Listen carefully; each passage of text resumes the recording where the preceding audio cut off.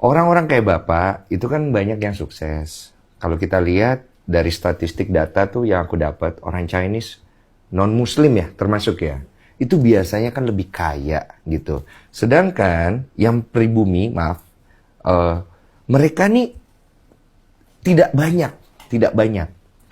Aku melihat itu kekurangannya dari sisi mana ya Pak ya? Maksudnya dari pola didik kah, dari cara apakah? Kalau Bapak ngelihatnya dari sisi mana? Gini, dulu sebenarnya ada kesalahan dari pemerintah di zaman Orde Baru. Bahwa semua orang-orang Tionghoa tidak boleh terlibat di dalam politik,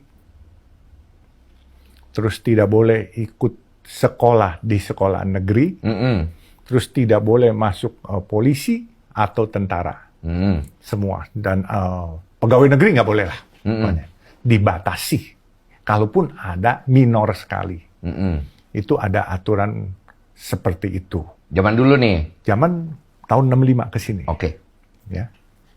Sampai 98. Iya. Jadi memang ada aturan begitu.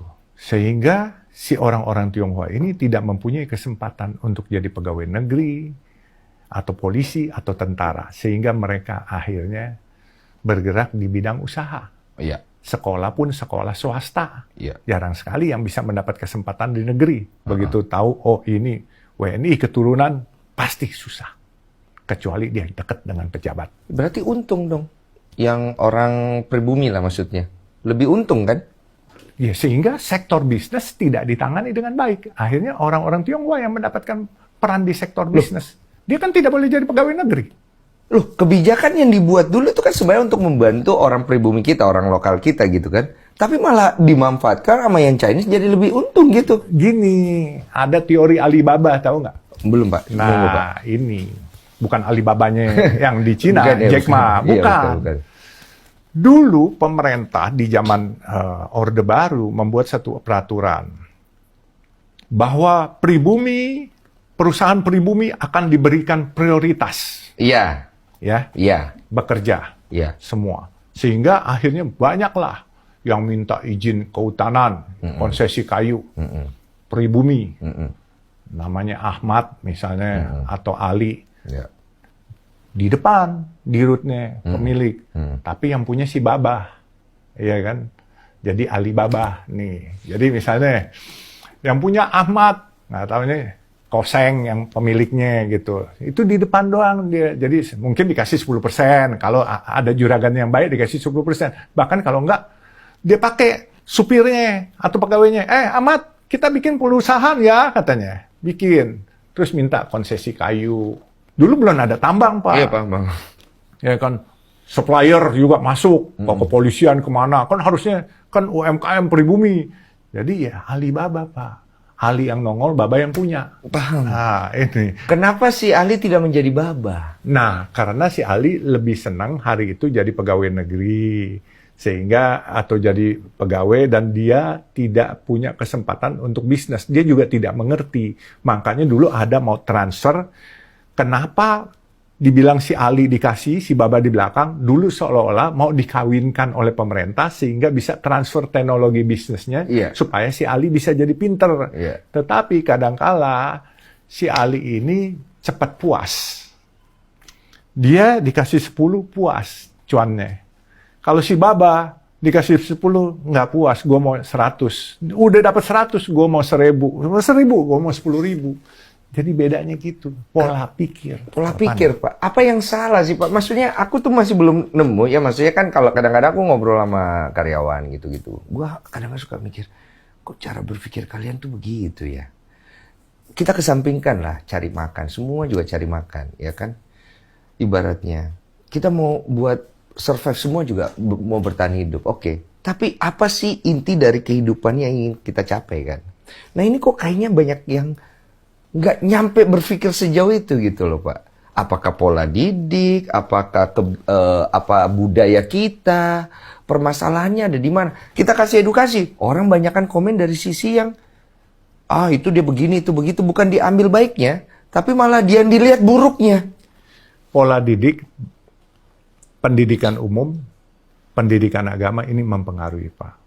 Karena di agama kami, terutama saya Islam, itu diajarkan bahwa kita syukuri aja apa yang kita udah dapat. Benar. Ya, kita syukuri memang. Benar. Tapi kita lupa bahwa juga di situ di Islam diajarkan bahwa jadi orang beragama harus kaya. Oke. Kalau kaya bukan berarti mensyukuri yang sudah dapat terus stop. Menikmati yang sudah dapat saja gitu. Iya, iya. Nggak boleh. Iya. Nah, kebanyakan teman-teman kita, begitu dia berasa dia sudah achieve pada targetnya, misalnya, oh target gue kepengen punya rumah, gue kepengen punya mobil, terus gue kepengen punya tabungan. Udah, dia stop. Dia Iya. mulai bermalas-malasan. Dia lupa nih, nanti anak makin gede, sekolah makin mahal. Ntar ada anak yang kakinya patah, tabrakan juga. Dan terus kan tingkat inflasi juga setiap tahun kan pasti berubah.